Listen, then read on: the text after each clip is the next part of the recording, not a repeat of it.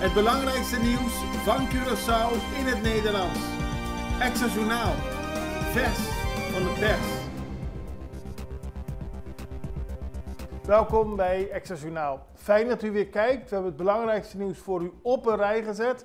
En we beginnen met het bericht dat de communicatie van de Centrale Bank onacceptabel is. Wie zegt dat? De minister van Financiën van Sint Maarten, Marinka Gums.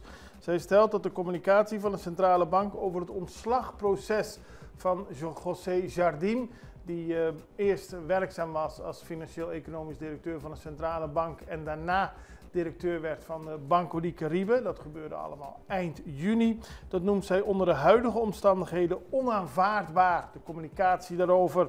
De benoeming is niet direct gecommuniceerd aan de aandeelhouders. We zijn pas achteraf geïnformeerd, aldus Gums. Zij laat weten dat pas in een brief op 27 juni de minister van Financiën officieel door de Centrale Bank werd geïnformeerd. Dat is veel te laat. De aandeelhouders moeten dat veel eerder weten, minstens een maand van tevoren. De gang van zaken roept vragen op en lijkt hoogst ongebruikelijk, aldus Gums. Ze uit haar ernstige bezorgdheid over het gebrek aan communicatie richting de aandeelhouders en noemt dit volledig onaanvaardbaar. Ze heeft hier ook al contact over gehad met haar Curaçaose collega, minister Javier Silvania. En ze stelt dat in een kleine gemeenschap zoals de onze tijdige en transparante communicatie, zowel naar de aandeelhouders als naar het publiek, essentieel is om misverstanden en percepties van partijdigheid te voorkomen.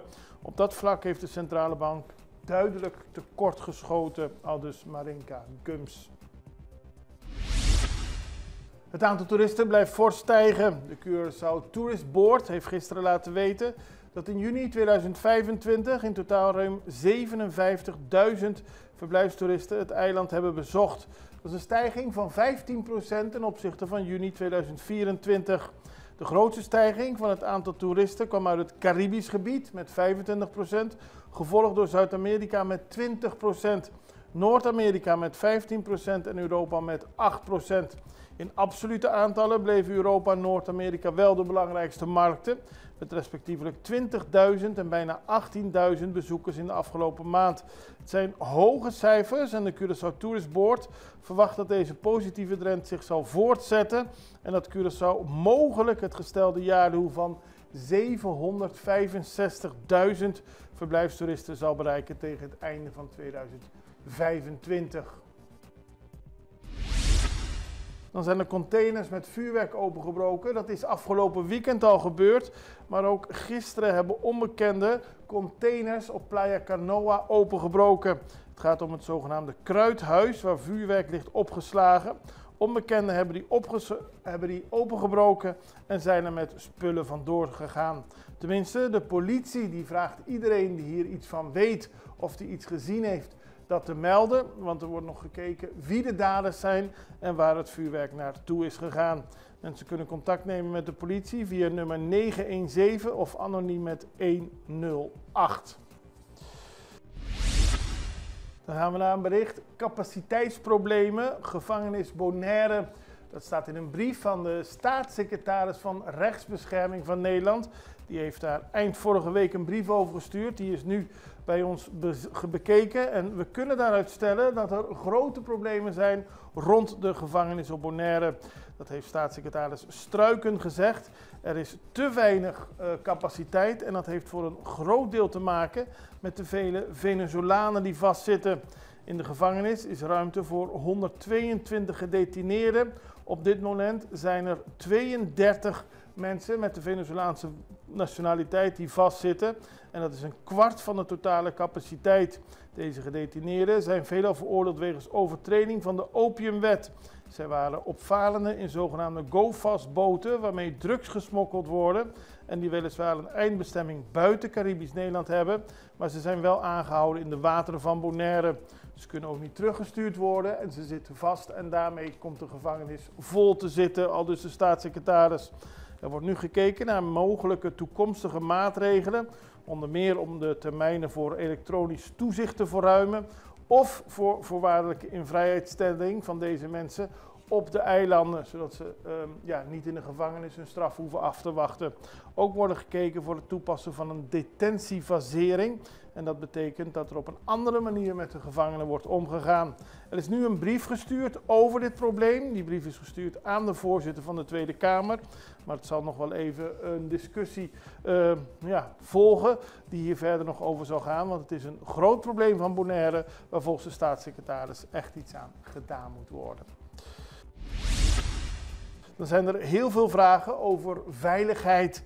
Dat kwam naar voren tijdens de rechtszitting over de tragische gebeurtenis op 2 april 2023 bij de internationale raceway op Ronde Klip kwam toen een man om, Fabian Laurens. Dat gebeurde door Jerome P. En die beelden die kunt u zich nog wellicht herinneren. Het ging helemaal mis tijdens een race waarbij iemand aangereden werd en overleed. De dader stond gisteren voor de rechter en die zei dat dat nooit zijn intentie was geweest. En dat zei het Openbaar Ministerie ook. Maar ze willen hem wel veroordelen tot 180 uur taakstraf. Dan moet hij vrijwilligerswerk doen. De rechter moet nog een uitspraak over deze zaak doen. Maar naar voren kwam wel dat er tijdens de races nog veel meer aandacht aan veiligheid moet worden besteed om te voorkomen dat een dergelijk ongeluk zich weer voordoet. Problemen met riool bij Waaigat. Er is een probleem ontstaan, weer bij Waaigat, waarbij putdeksels niet te vinden zijn. En dat zorgt ervoor, zeker voor toeristen of andere mensen die er lopen, dat er een stank is, maar ook dat mensen daarin kunnen vallen. De situatie is gevaarlijk en de Extra heeft beelden van de afdekking zonder putdeksels en vraagt dat er snel iets aan gedaan moet worden voordat er een toerist of iemand anders in een van die gaten valt. Dan was er een akkoord over onderwijs in Papiamentu.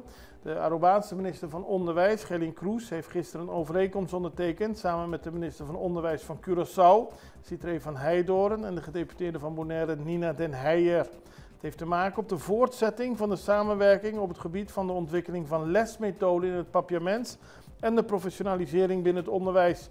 Volgens de Arubaanse minister Cruz wordt met de overeenkomst in een nieuw tijdperk de kwaliteit van het onderwijs versterkt en het onderwijs naar een hoger niveau getild. En dat zijn mooie woorden. Extra in Nederland. Van Amsterdam tot Arnhem, van Groningen tot Maastricht, Extra is erbij. Volg Extra Digitaal en blijf op de hoogte van de belangrijkste ontwikkelingen in Nederland. Extra Digitaal is te zien op verschillende platforms en kanalen zoals WhatsApp, YouTube, Facebook, Instagram en ook TikTok. Wilt u ons op de hoogte brengen van een evenement of iets doorgeven? Neem contact op via WhatsApp, e-mail, Facebook of bel gewoon 06 1364 2945. Volg of abonneer je op Extra Digitaal. Klik aan en volg ons.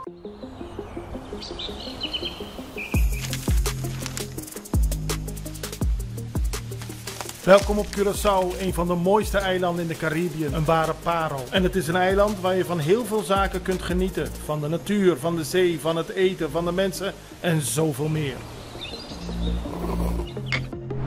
Curaçao is een eiland waar heel veel gebeurt op het gebied van politiek, cultuur, sport en zoveel meer. En Extra Journaal brengt het belangrijkste nieuws van Curaçao.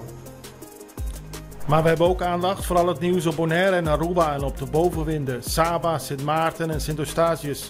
En we belichten al het nieuws van alle kanten. Het nieuws is duidelijk, actueel en vers van de pers. Extra Journaal, elke werkdag op Salto.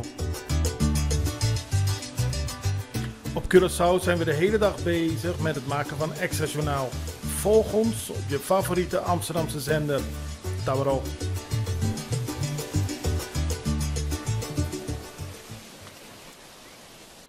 De Summer Games 2025 zijn geopend op Curaçao en dat is het grootste sportevenement voor de jeugd.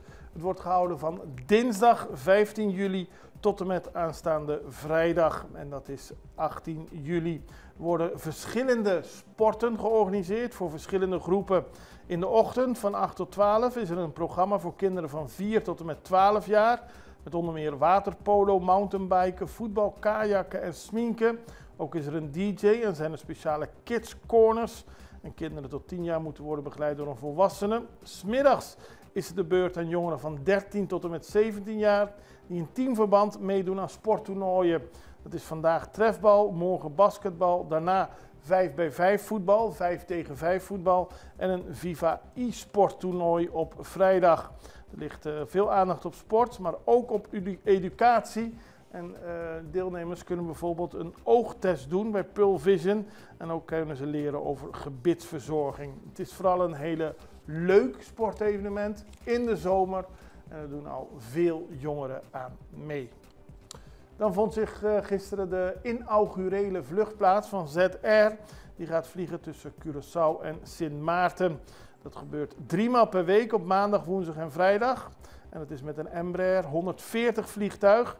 En gisteren was de inaugurele vlucht met een feestelijke ceremonie, waarbij onder meer namens de regering van Curaçao minister van Bestuur, Planning en Dienstverlening Kimberly Louyantai sprak. Het is een mooie mijlpaal weer dat ZR gaat vliegen tussen Curaçao en Sint Maarten. Onderzoek naar gokproblematiek op Sint Maarten, dat werd bekendgemaakt door de overheid, want een studie heeft uitgewezen dat 6% van de bevolking op Sint Maarten een matig tot hoog risico loopt op gokproblematiek.